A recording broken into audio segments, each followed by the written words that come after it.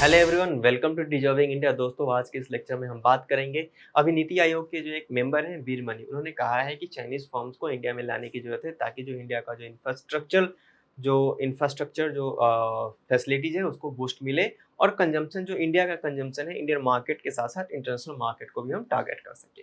तो इस जो इम्पोर्टेंट न्यूज है इसी के मद्देनजर अगर हम पढ़ेंगे आज वर्ल्ड इन्वेस्टमेंट रिपोर्ट 2023 को, मतलब कि वर्ल्ड इन्वेस्टमेंट रिपोर्ट 2023। देखिए अभी हाल ही में तो नहीं, 2023 में आया था रिपोर्ट, आई थी ये रिपोर्ट अराउंड नवंबर दिसंबर के आसपास। लेकिन आपके यूपीएससी के पॉइंट ऑफ व्यू से काफी ज्यादा इंपॉर्टेंट है, बिकॉज यूपीएससी पिछले 2 साल से करंट अफेयर्स से मेंस में तो जरूर पूछता है। अगर मैं प्रीलिम्स की बात करूँ तो 1.5 ईयर्स का करंट अफेयर्स जरूर पूछता है।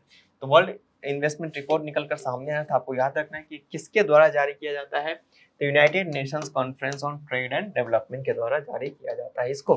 तो इसको आप ध्यान रखेंगे। अब हम बात करते हैं इसके की फाइंडिंग्स की। तो ऐसे कौन कौन से की फाइंडिंग्स थे उसको हम डिस्कस कर लें। तो सबसे पहले अगर मैं की फाइंडिंग्स की बात करूं तो India and ASEAN were the most violent recipients of the foreign direct investment. तो एफडीआई जो फॉरेन डायरेक्ट इन्वेस्टमेंट है वो इंडिया और आसियान के जो देश हैं 10 देश, वहां पे बहुत ज्यादा देखने को मिला है। ये इंक्रीज करता है 10% से लेकर 5% तक, मतलब कि इंडिया में 10% तक एफडीआई आया है और अगर मैं आसियान कंट्री की बात करूं तो वहां पे 5% तक एफडीआई आया है। एफडीआई इनफ्लोज जो है हायर है डेवलपिंग कंट्रीज के अंदर में compare to those developed economics. तो मतलब कि आपको पता है दो तरह के विभाजन हम लोगों ने कर रखा है, एक डेवलपिंग एक डेवलप्ड। तो इंडिया जो है डेवलपिंग कंट्री के कैटेगरीज में आता है। चाइना जो है सेकेंड लार्जेस्ट एफडीआई है कंट्री जो है कि होस्ट करता है दुनिया में, और यहाँ पे भी 5% का इंक्रीज देखने को मिला है। अगले स्लाइड के ऊपर चलें तो एफडीआई है जो कि गल्फ रीजन में डिक्लाइन देखने को मिल रहा है। जो एफडीआई है फॉरेन डायरेक्ट इन्वेस्टमेंट, को पता है इन्वेस्टमेंट दो तरीके से आता है, एक आता है एफडीआई के जरिए और एक आता है एफपीआई के जरिए, मतलब कि फॉरेन पोर्टफोलियो इन्वेस्टमेंट। तो एफडीआई प्लस एफपीआई। अब एफडीआई किसको कहते हैं और एफबीआई किसको कहते हैं, इसमें अलग अलग डिफिनेशंस है। इकोनॉमिक्स में आप इसको बहुत ही अच्छे से समझेंगे। आगे बढ़ते हैं। अगर इनफ्लोज की बात करूं तो स्मॉलर जो डेवलपिंग कंट्रीज है, ये रिपोर्ट ये बताता है कि वहाँ पे स्टैग्नेंट हो गया, वहाँ पे रुक गया है। और एफडीआई जो है लास्ट लिस्ट डेवलप कंट्रीज जो है एलडीसी जिसको बोलते हैं, वहाँ पे डिक्लाइन देखने को मिला है। मतलब कि एक हुआ डेवलप्ड कंट्री, एक हुआ डेवलपिंग कंट्री, एक हुआ एलडीसी मतलब कि लिस्ट डेवलपिंग कंट्रीज।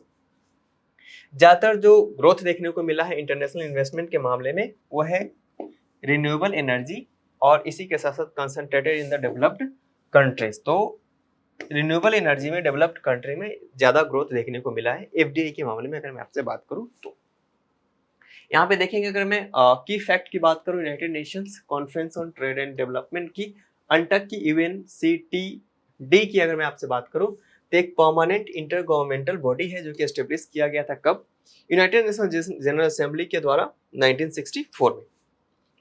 ये रिस्पॉन्सिबल होता है किस चीज को डील करने में, डेवलपमेंट इश्यूज को, पार्टिकुलरली इंटरनेशनल ट्रेड में।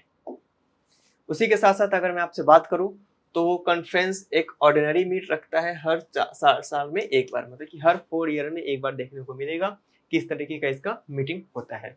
अब इसको एस्टेब्लिश कब किया गया था, जैसे कि मैंने आपको बताया था, इसका जो इंडिया के अंदर में 1968 में एस्टेब्लिशमेंट के कुछ दिनों के बाद ही इसका जो सेकेंड कॉन्फ्रेंस हुआ था वो न्यू दिल्ली में हुआ था 1968 के अंदर में।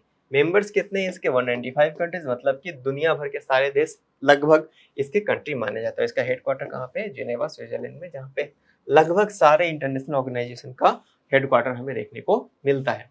तो ये पूरा लेक्चर था इस अपडेट को लेकर। आज के लेक्चर में फिलहाल इतना ही, अब मिलेंगे नेक्स्ट लेक्चर में। Thank you very much.